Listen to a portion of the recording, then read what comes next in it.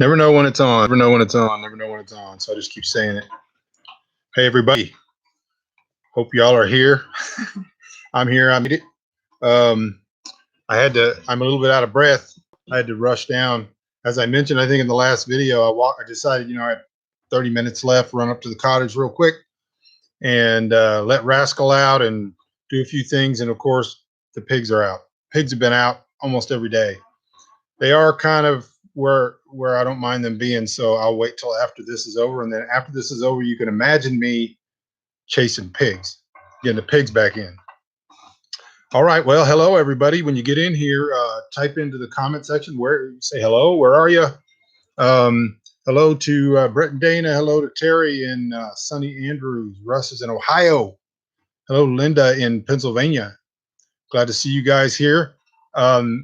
It's been interesting. In fact, the topic of today is time, and it seems like today has been a real weird one for me. Hello from Michigan. And so I've been kind of leisurely. I don't work out really on Saturday. I still get my steps in, but everything else, there's no push-ups and all that stuff. And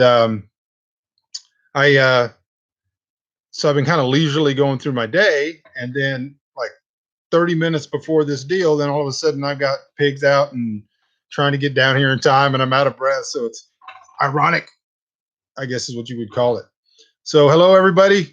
Glad to be here. It is, I have to look at the date, the 11th of April at 2 o'clock in the PM Central Time.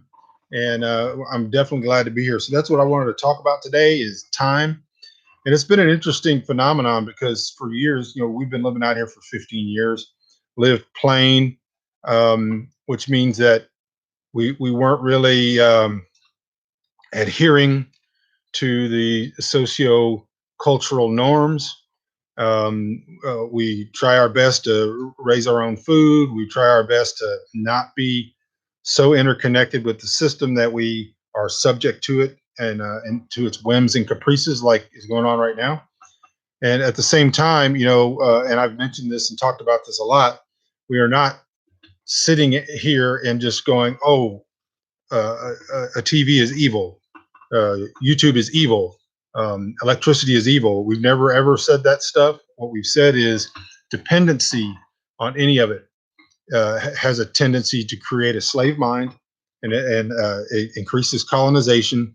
It makes you more of a worker bee and less of a well-rounded, whole thinking human. And what we've tried to do is stay independent of it. And one of the things that manifests itself in that is that you have a different concept of time. And for many years, I've joked around on Facebook. It's a joke that I'm a time traveler. I write a lot about time travel. I've written some time travel novels. But the reality is that when we very first moved from what we call the world into the life we have now, one of the things we noticed early on was that time passes differently, and in a lot of different ways that I'll try to address. But one of the things we learned early on was the concept of slow time. Slow time is you could say Amish plain concept where you stop being regulated by a time system that is uh, really got founded in the Industrial Revolution. And so prior to the Industrial Revolution, um, the workday was regulated by daylight. The concept of working 8 hours or 9 hours and having breaks during that time, and then having a weekend where you leave your life and you go do something else or you plan something else. Hello, Montana. Is an industrial revolution sign of modernity. It's not traditional. It's not historic. And so, not that there wasn't in the 1800s people who had watches and people who said, "I'll meet you at 3 o'clock." But the entire idea that our day would be regulated by the clock only, and that's the way we communicate and that's the way we deal with each other, is quite a new phenomenon. And so prior to the Industrial Revolution, most people lived rurally. Most people lived on farms. We have a completely skewed view of what life was like, because most literature came from cities. So from London or from Glasgow or Dublin or France, Paris or New York City or you know, big cities. And so, although Russian literature, which I like the most, and you all know I'm steeped in it, was more rural. The greatest writers in history were rural people who owned farms or worked farms. Turgenev, Tolstoy, etc. You see a change after the 1800s. You start seeing literature more of an urban thing, and as literature became an urban thing, it reflected the way people lived their lives in an urban scenario. And what we ended up with is a sense of history that is completely incorrect, because it was still a very small percentage of the population that lived in big cities. And so most people didn't live in big cities. We didn't have factories. We didn't have, so even then it was tradesmen and merchants and those type of things, but we didn't have big factories where people had to be at work at 7 o'clock and left 12 or 14 hours later. Because of the Industrial Revolution, people were moved off the farms. And I say were moved because the colonization of the mind took place. They Because of forces that were applied to rural people, many of them moved to the cities, and this goes back to 1700s, early 1800s. People moved to the cities to get jobs. Jobs then introduced them into the dollar economy.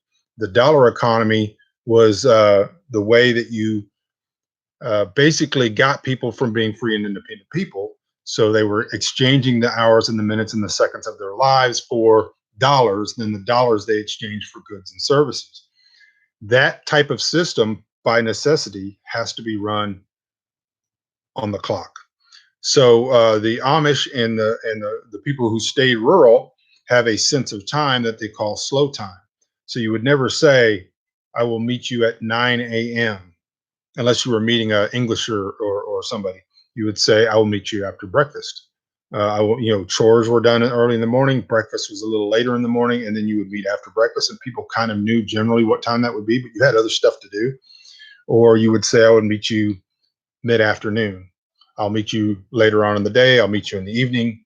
Uh, and so, although the time that church would start what still wasn't firmly regulated. It started when everybody was there and when everybody moved inside.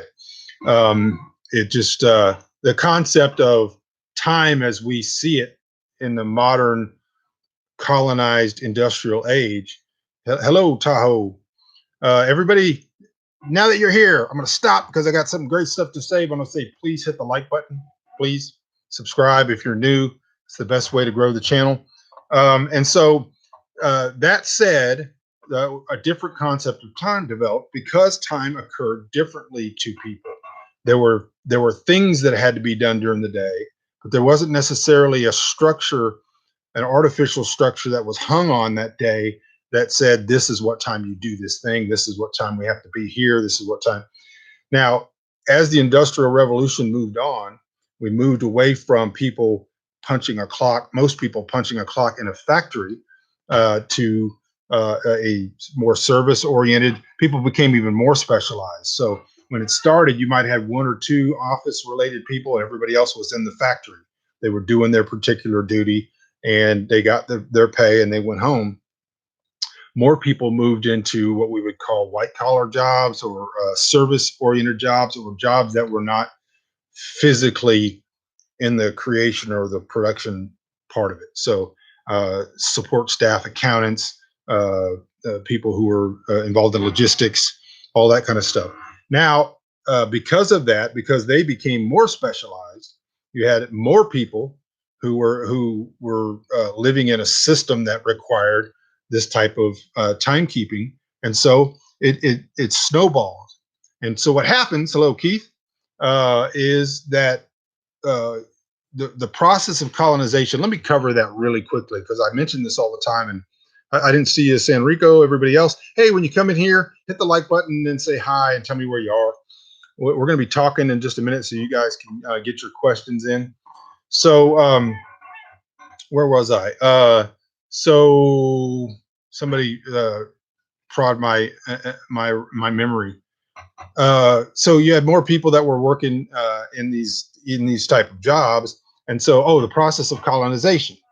So colonization, basically, when any empire or any power structure moves into an area or into a region or a geographical area where they previously did not have authority or power, and they want to cement or grow authority, power, or power in that region, they use a process called colonization. Um, and so colonization is basically that you want to replace the culture, the attitudes, even the religion, and the worldview of the people that are there, and you want to give them your culture and attitude and worldview so that they can become cogs in the machine of authority and power that you have. Not at all making a moral judgment on that. Um, I'm saying what I'm saying is that that's how you do it. So if we won't just to keep out all the politics out of it, if we were going to a new planet and the new planet had people that were already there in our worldview, we look at them as savages. Perhaps they eat each other and they murder and all this kind of stuff.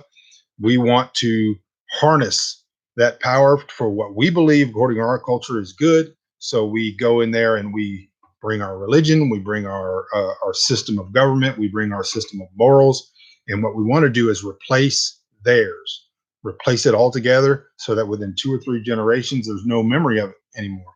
So you control history, you control that.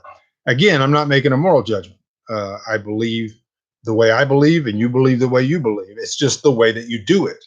And so this same thing happened with the industrial revolution. Industrialists saw that in order for them to have customers who had money, who needed their products, they implemented things called advertising, changing of minds, implementation of a new worldview, and that all required that individuals be removed from their old life, which was rural and production based, and be moved into a life that was urban or suburban and service or technicist based. And so, what that led to is the implementation of time as a great regulator of human behavior. So, you regulate when people wake up, you regulate when people are at work, make it separate from the week, and that is called the weekend. Now, the weekend is where you sell freedom. In other words, this is the parcel of food or the tidbit.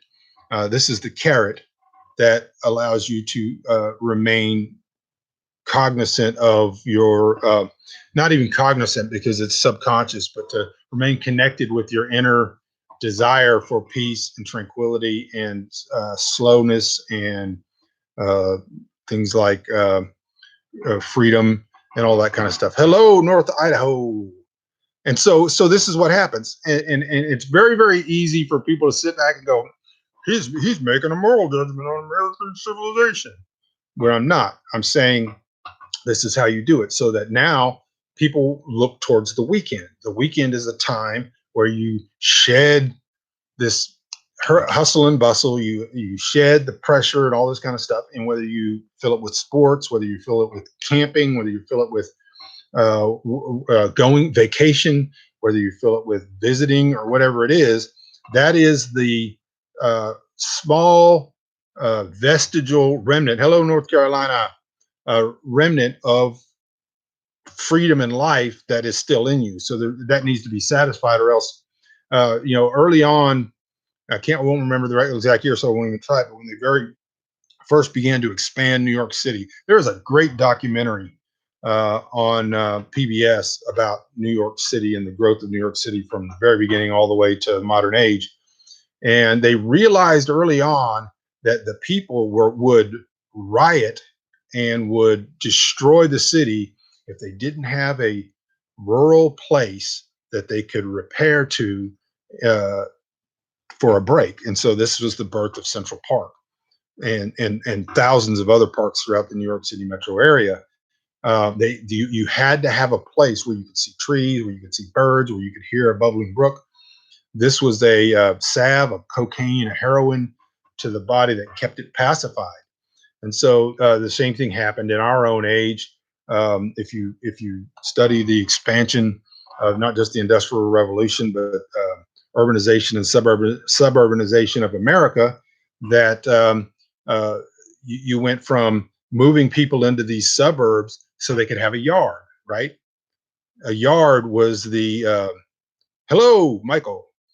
And so a yard was the place where you could kind of repair. It was your private park. That wasn't enough, so they created campers, they created campgrounds, they created the interstate highway system. And the big sell of the interstate highway system, the Route 66 idea, was that people would move and you could go travel. Vacations were implemented. And so all of this is to say that now the system has had a setback. The system has had an overload. And so the people, because of the coronavirus, whatever you think about it, are many of them, a good portion of the world, are in lockdown or they're in quarantine. And so they're saying, uh, I'm watching it on Facebook and on Twitter and Instagram, and people are like, I don't even know what day it is. It became a big meme the first week or so. I don't even know what day it is anymore. I'm not shaving. I don't even know what time it is. These days, March was the longest month in history, and April's even longer. You guys tell me. I want to stop here for a minute. Comment. Are you hearing that kind of stuff? You're hearing it. Maybe you're hearing it from yourself. That kind of stuff's pretty ubiquitous right now. People are sitting there going, is it a weekend? I don't even know if it's a weekend. All of these arbitrary temporal delineations that were instituted into the system in order to manage and colonize the human mind, to fracture it so that it would operate with very little information in a very small sliver of life, and people could not think in wholes. So that uh, creates in us this weird uh, contradiction now. So, and that contradiction is this: the human species desires freedom. It's intrinsic in us. It's part of a remnant before the fall of Adam, and a remnant, a tiny remnant of it, existed through up until the Industrial Revolution, when most people were rural. But now there's a yearning and a desire, but there's this contradiction, and the contradiction is, well, everything was so structured. There's a story, many of you may have heard it before, but I'm going to tell it anyway, and that is of this dog. This guy had this dog, and he was having trouble with this dog, and he chained the dog in the backyard. And he noticed one day he was looking out over his porch, and the dog had inscribed a circle on the farthest extent of that chain. And so he watched the dog, and the dog laid down. He laid down as far as he could get on that chain. That chain held him, and he knew that that chain held him, but he wanted to be as far as that chain would allow him to go. And if the farmer let the dog off the chain, the dog took off. Dog just absolutely went berserk, jumped the fence, and was gone. They would have to go search him down and all that kind of stuff. The way the story goes is that eventually he realized that that dog, the chain was what was making the dog run. And so he realized if he let the dog off the chain, the dog ran for a while, but eventually the dog came back. And after that, he never chained the dog anymore. And the dog grew weary of the chase and realized he wanted to be on the porch. The porch was its place. And so this is a metaphor for our life. We have been on a chain for so long that we work during the day and we go do whatever our chore is and our job is. And then we want to break that chain. We want to go camping. We want to go to the lake. We want to go do this. And the latest in the last 25 years, I'm going to say, with the internet and with social media, is that the breaking of the chain is the entering into another world. That other world, the internet, movies, um, And of course, this was a build up to this, but with the internet, it's actually instantly available all the time. So, you know, let me do another little metaphor here. Back in the 1700s, if you study 17th to 18th century cooking, sugar was very, very rarely used in some desserts, and usually with wealthy people. Poor people almost never got sugar. The sugar that poor people got was usually a piece of fruit, and it was when fruit was in season. The gift of a piece of fruit when it was out of season, or a piece of candy. They used to have penny candy. Your uncle or somebody gave you a penny. You went to the store, you got a penny piece of candy. You had one piece of candy, and that sugar was a great release. It was a desire that fulfilled it. Dopamine and all these kind of chemicals would get. People did use molasses as a sweetener. A lot of poor people, uh, really poor people, would use honey, which it's one of those weird contradictions again, where poor people actually had the best quality sometimes, and rich people had the poorest quality. But yeah, I digress.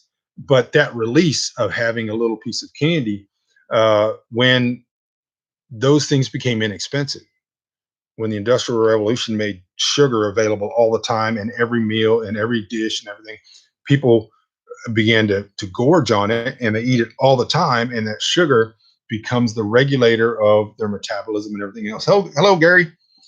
And so the result of this is that the internet is the sugar. And I'm not telling everybody to quit sugar. I'm saying the internet has great things on it. It has the ability to be helped.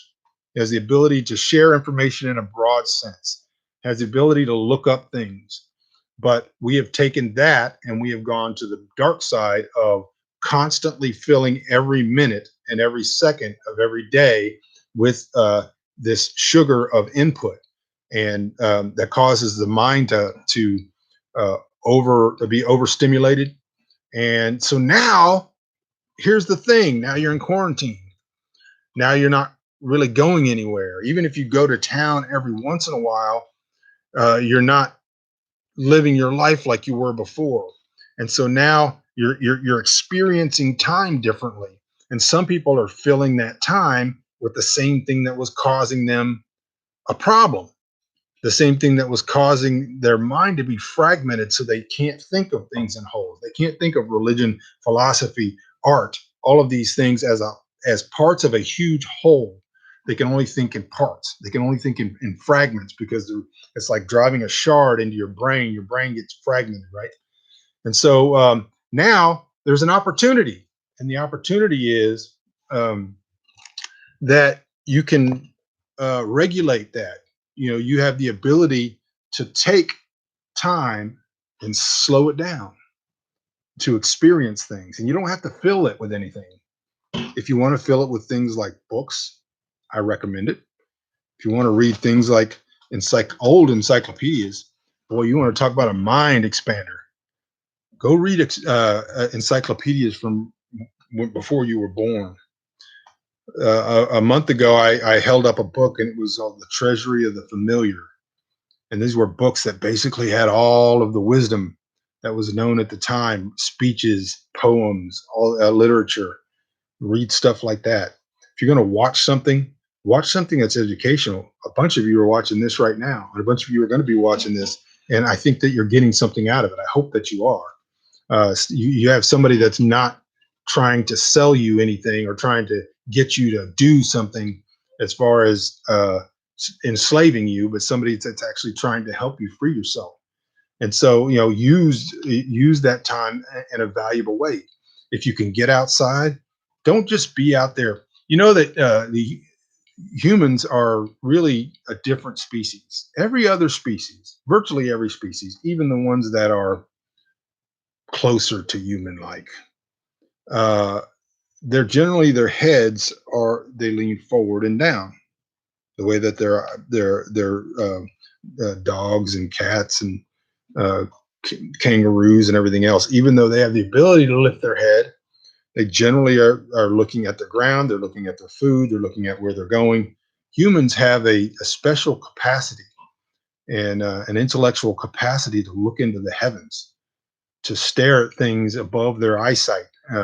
beyond the middle distance and examine them and think about them. And most people don't ever take advantage of that. I've been walking a lot. I've been walking uh, 12 to 15 miles a day. And a lot of that time, I remind myself to not be looking at my feet, but to be looking at things as I'm passing them. This isn't some kind of weird liberal experience life, be in the moment Zen type of thing. I'm just saying there's things that you don't know, and there's things that have happened to you as a species in the last uh, from your great grandparents period till now that have never happened in the history of the world. Some of those things are fantastic, and some of those things are horrible. Make use of slow time. Stop being so regimented and start thinking about. And it's. I understand the irony. I told you I'm going to be here at 2 o'clock, and you were here, and I started it at 2 o'clock. I understand it, but I have to communicate with you, right? I can't just say this into the ether. I'm using the internet, and I'm telling you because we're all here at the same time. While we're all here at the same time, would you hit the like button, please? I'm going to keep asking you. It's just so helpful. The last video I put up, by the way, yesterday, which was my 50,000 K walk steps day. I really, really want to help people to see that. And so if you could go like that one too. If I get 250 likes, which is probably impossible, I want to talk about that too. Then I'll do 100,000 step day. I'll try it. I probably won't. I mean, I don't know if I'll make it or not. I've been getting a lot of comments and people that have been emailing me and messaging me saying, why don't you have more subscribers? Well, we're getting more. I think I got 50 yesterday, maybe 20 or 30 today. That's tiny on YouTube scale. By the way, we're up to 3,500 watch hours. We got to get to 4,000 watch hours to get monetized, but it's still a long way away. But why don't we have more viewers? Because of this, because it's this is something that is applicable to humans who are intelligent, engaged, and are not sugar addicts that are just waiting for whatever the next stimulus is. They're actually engaged, and so I appreciate you guys being here, and I hope that you find this helpful, and I will hope that you will share this with people who you think might help. Let me catch up here. Couldn't afford to use honey as the sweetener today. That's right. Terry says, I work in IT and I'm tied to a computer all day. With this lockdown, I'm staying away from TV and internet. Good idea. I purchased a copy of Treasury of the Familiar. It's fantastic. You're right, Michael. It's fantastic. Russ says, Terry, retired IT here 4 years ago. Slow time is fantastic. All right. My life has not changed much. I'm used to staying at home. I unfortunately have land to roam on. I have interesting things to do at home. All right. Well, you're already experiencing slow time. Slow time ought to be the new drug of choice. Any thoughts on breaking the input addiction? Yeah, it's something you just have to do. It's something in order to change something. And I talk about this in Surviving Off Grid, my book. The first thing you have to do is you have to realize you have to change it. And so that starts with making it a habit. And so you have to set your mind to a mission. With my fitness goals and all that, I set my mind to a mission. I called it a mission and not a diet or whatever. It's a mission because it's something I have to do, and it means I'm going to do it no matter what. And then you have to make sure that the time that you're spending, redeem the time so that the time you are spending is valuable, and then the rest of the time you shut it off. One thing I've done since this has been going on is I've always spent a lot of time on YouTube because YouTube is very educational. What I don't spend any time on YouTube is doing anything that is purely entertainment. I used to have 12 or 13 shows that I would watch, right, on Netflix or Hulu or whatever. They weren't all on at the same time. Some are different parts of the season, but there were shows that I watched, Walking Dead back in the day or whatever. And then when the new one, Man, the High Castle came out, or the new season of Better Call Saul or something like that, and I was like, oh, I got to go watch that. And one thing I've been doing during this period is I'm not doing that. I have one show, and I watch one episode a day. The reason I started doing all that stuff is because I needed a break from writing. I needed a break from preaching and teaching. I needed a break from answering people's questions. And so in order to break from that, I would work till 5 o'clock, getting back on fast time. And then I would eat my supper, then want my wife and children to come down and watch a movie. Let's watch a movie. Let's watch a show. Let's get into a show. And I find out more and more I was doing it by myself. And so with this break, I'm not doing that. What I do is I watch things that I want to watch as far as educational things on YouTube. There's the things that I watch, exercise videos, things that intrigue me, documentaries or whatever. But and then I watch one, and then I go walk, or I go do something, or I go do a chore, or I go feed the animals. And so that's helped me to break that. And the other thing I've done is I've tried to cut out a lot of the fluff on social media, and a lot of that's been limiting the amount of people that I let contact me for nonsense. All right, any thoughts on? Okay, keep it up. I love your streams. Your channel will blow up eventually. It does take time, and I think we're getting there. We're definitely seeing a big surge. 22 people watching and 15 likes. Let's see if we can get the rest of those people to like the video. Just hit the thumbs up, subscribe if you're not subscribed. What kind of music do you like? I'm a very eclectic music lover. My favorite music is happy jazz, Dixieland jazz, which is the happiest music in the world. And if you don't like it, it's because something's dead inside of you. But I like jazz in general. I like blues. I like classic Southern rock. I like classical music, primarily Baroque music. There's a theme in the things that I like, and I like the music of the people. So I like Texas country. I don't like mainstream country at all. I like music that is basically the thing that I believe that Jesus would have listened to, which is it wasn't Christian music. I've never listened to Christian music, and I don't like it. I like psalms and hymns, but I think that Jesus was in touch with human reality, and so people that sing about real things, and which is why I like jazz and blues, and why I like Texas or red dirt country folk music. I get a lot of it. My musical taste is pretty eclectic, but one thing I have learned is that depending on your situation, a lot of people need to not be listening to music. If you sit down and you find that you are an emotional person, which means your emotions are driving the bus, you're not an intellectual or a reason-based person, you need to listen to music less. I like to listen to music as a break, but I don't let myself be dragged into some emotion. I don't like music to move my emotions. I like to uh, hear music and hear the words, if there are words, and I like to think about where that music came from, who the people were that were playing it, and all that. But I limit myself tremendously. I don't listen to music when I'm walking. I don't listen to music much when I'm working out, although I do have a workout playlist if I need to get myself motivated. Um, it would help this channel if you would click the like button. That's right. We're up to 17. We're getting there. Uh, all right. Mainstream country is like sugar. It's worse than sugar. It's like aspartame. It's the worst stuff in the world. I always say if it's playing at Tractor Supply, it's not good music. But there are music people I like to listen to. Some friends that play music and all that kind of stuff. I like me. All my shirts are so big. I think I talked about this the other day. When all this started happening, I was a month, 2 months into the workout thing, and I didn't have any clothes. I don't have any, and my clothes. It's getting worse and worse because I'm still losing weight on purpose. But my wife and I went to the free store, to the thrift store, to the Goodwill and all that, and we got me. So I got 2 pairs of pants. I got some workout clothes, and that was it. And so I really have no clothes that fit me. I have 2 pairs of pants, and one of them is really big, and the other one has a tie, so I can still wear them. And then I've got these old T-shirts that I like, but they're like, look at this neck. I mean, they hang on me like a tent.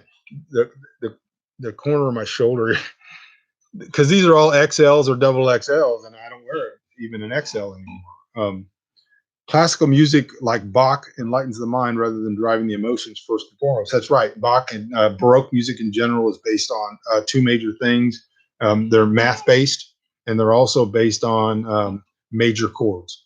And so I would recommend a video series by Sir Francis Schaeffer called How Then Should We Live? And it talks about how music became fragmented as a part of the whole plan to fragment the mind so that men could be made into slaves.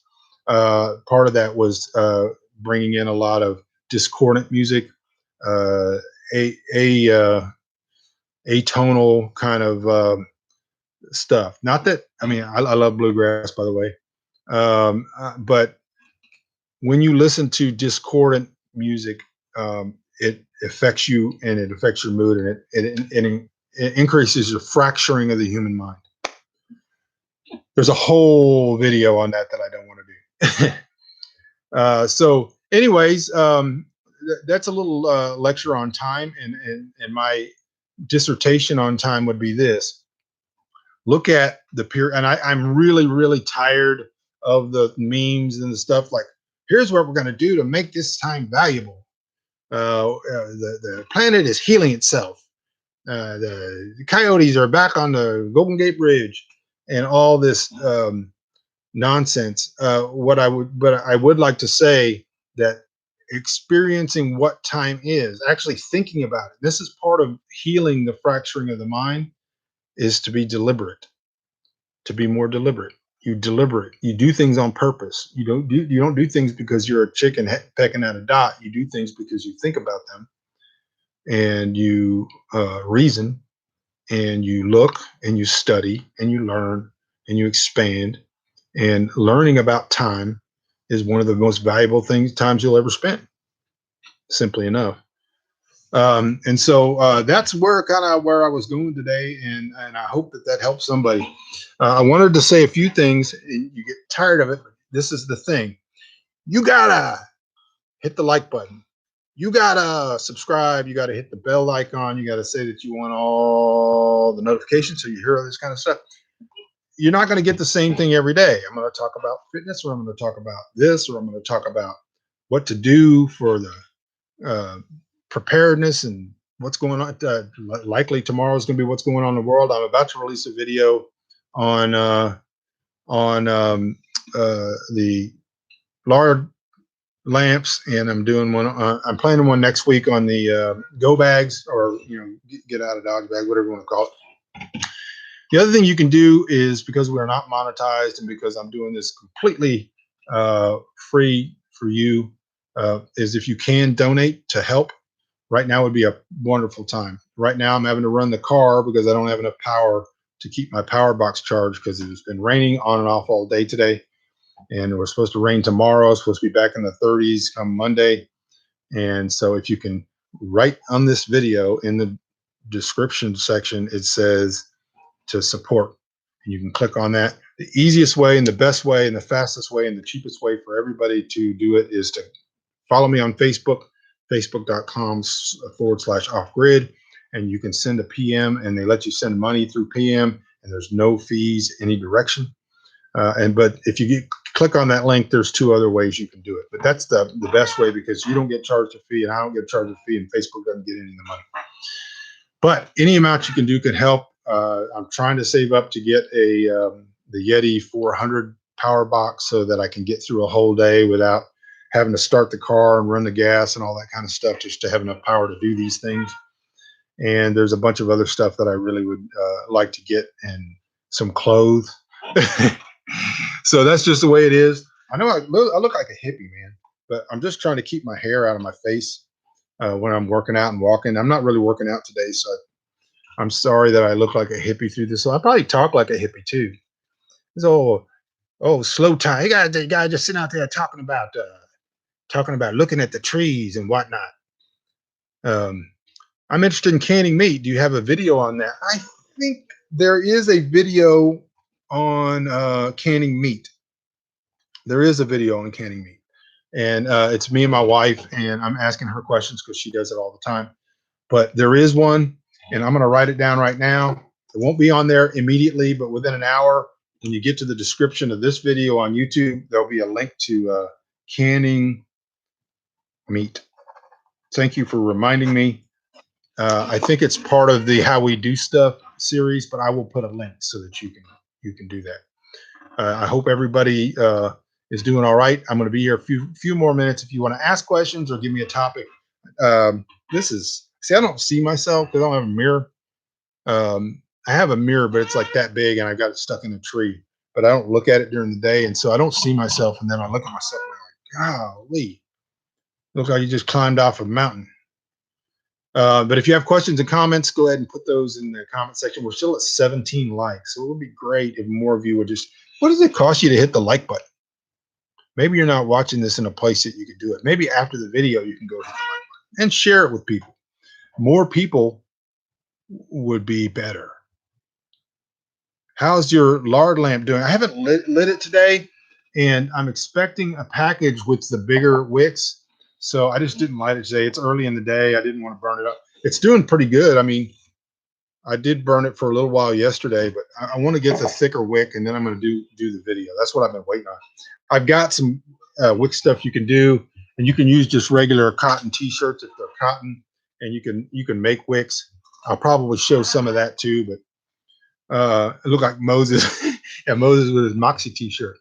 Moxie is some of you might realize this is like a beverage up in Maine. It's featured in some Stephen King stuff, but this was sent to us by a friend. And back when I was an XL or double XL, and I don't know if this even has a tag, but I was going through my shirts this morning, and I was like, man, I got to have something to wear. And I pulled this out. I think I have, all told in my whole world, I think I have 4 t-shirts that aren't just, white underwear t-shirts. And if I wear those when I'm working out, they get just filthy and dirty. So I figured I would wear this, and then it's just fits me like a tent. Mad Magazine. Okay, I'm not sure exactly what the context of that was, but it may have been written before at another topic. Appreciated the topic today. I've also found turning off the input allows for creativity and thoughtfulness. Yeah, and it has to be deliberate. Just turning it off, or going to turn it off for your family, and then just tell them, go read a book or something.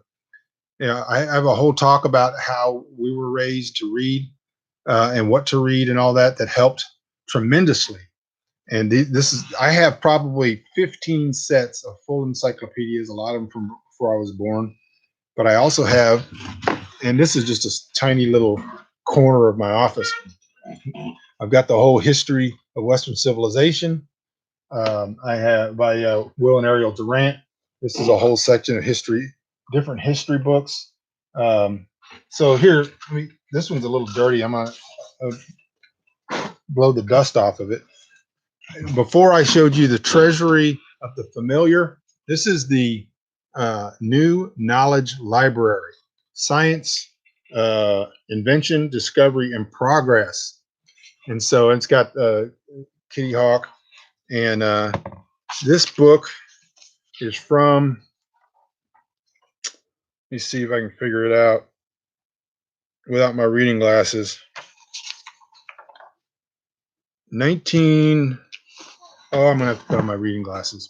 But books like this, I find these things, and then here's why you read an old book like this. You read it because those people were different than you. They were a different species. The people who wrote this stuff lived a different, completely life than you. And they had wisdom, and some guy got booted off my Facebook yesterday, some a-hole. And basically, he got onto my thread where I was talking about somebody needs to kick Bill Gates out of the airlock. And he got on there and said, if it wasn't for Bill Gates, we'd all be living in the Stone Ages like you obviously are now. He got booted out the airlock. And the reason why is because he's stupid. Because Bill Gates was born in the 40s, late 40s. He thinks that we lived in the Stone Age in the 40s. I don't even know what to do with that. So there's no way I can deal with an idiot. That's one of the stupidest people alive. But these people, they weren't idiots. I mentioned it before. These people knew more than we're ever going to know. We know a fragment of the thing that they let us know in this one little teeny area of life, and everything else we have opinions that are wholly and completely ignorant. And so this book, copyrighted, originally copyrighted in 1915. This book, this version was 1919. Um, Starts off, we are living in the beginning of the world's most wonderful age. And I've talked a lot about this period of time, but this is how you know stuff. And this is how you don't get hoodwinked. Not that this book is absolute truth, it's not. But it tells me how people thought. It tells me how people lived, what they thought about how they lived. Somebody can't come along later and go, well, this is what happened, because you can't convict me of that because I know better. They hide mysteries in books. Um, Let me see. I'm gonna pull one more out here. Treasury of Philosophy. Got a lot of philosophy books. Um, Philosophy can be dangerous. I'm never going to get this book back in here. Philosophy can be very dangerous, but philosophy that is grounded. I don't know how I ever got this. Oh, here is where it was. Philosophy is just another piece of information. It's just used, and you have to weigh it and study it against ultimate truth, which is God's truth alone. People don't realize that past generations knew a lot more about the world than we do. They knew a lot. You're exactly right. Ivan or Ivan? I'm going to call you Ivan until you tell me differently. They not only knew a lot more than we do, their knowledge was broader. It was far broad. In fact, it was entirely broad. If you meet somebody today who is an expert on something, their expertise is an inch wide and an inch deep. If you hit their thing, their programming language, whatever their thing is that they do, the dot they peck, they know some stuff. But outside of that, they're shallow, and they don't know anything. And I'm not saying that I do. I'm saying I'm part of the civilization you're in. This is where we are. Do you have a list somewhere of some of the books that you find to be important, life changing? I have posted books, a list like that before, and there might be one on my blog, which is michaelbunker.com. I'll look for it, and if I can find it, I'll put a link. If not, I have different categories of books. I have books that I think that are absolutely important to human thinking, to know what's going on in the world. There's one right here, absolutely mandatory, and that's called The Revolt of the Masses. If you want to know what's going on right now, this was written in 1933. If you want to know what's going on in the world right now, you need to read this book. He wrote this between the First and Second World War, and he knew what was going to happen. He knew World War II, what was going to happen. And between 1933 and 1970, short little window of time, 100 million people dead. 100 million. And this guy knew it. And is just a fantastic, fantastic book. Jose Ortega y Gasset. And I will put this on the in a link too. So you guys don't go there right now and buy it. If you buy it through my link, it doesn't cost you even a penny more, but I get like 9 cents or something like that. So Ortega y Gasset. Maybe I did a show early on in this series last month about books that you should have about preparedness and off-grid living. Maybe I should do a video on books like this that people should read. Past generations got their information from books and life experience. Today's generation gets most of their information from the internet and mainstream media. That's true. And their ignorant friends and peer pressure and the government's mouthpieces. Very few people have the ability to think outside of uh, the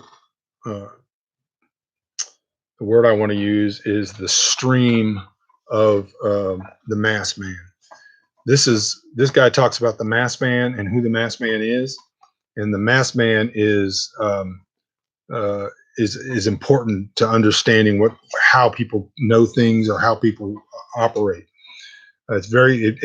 Once you kind of know this stuff, it becomes very, very difficult for people to con you because you know how the mass man is manipulated.